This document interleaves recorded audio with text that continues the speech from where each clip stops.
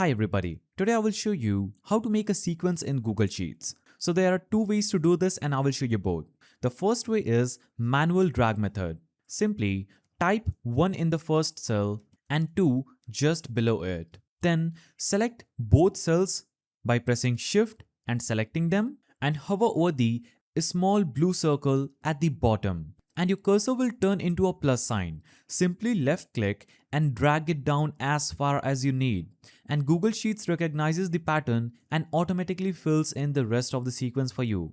This works for other patterns too. So if you type 2 and 4 in the next cell, so I typed 2 and 4 in the first two cells, and when I drag it down, it will continue with 6, 8, 10, 12, 14, 16 and so on. Now, the second way is using the sequence function, which is great when you need a large sequence in one go. So for this, click on any empty cell and for example, I will type in 1, 20. So here the first number is row and the second number is column. So 1 is my row and 20 is my column.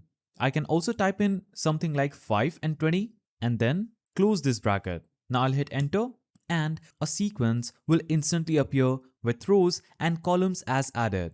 And if you want your sequence to start from a different number or go up in bigger steps, say start at 5 and go up by 5 each, simply type equal to sequence bracket 10, 1, 5, 5 and bracket close. Hit enter and that's the number of rows, columns, starting value and step size.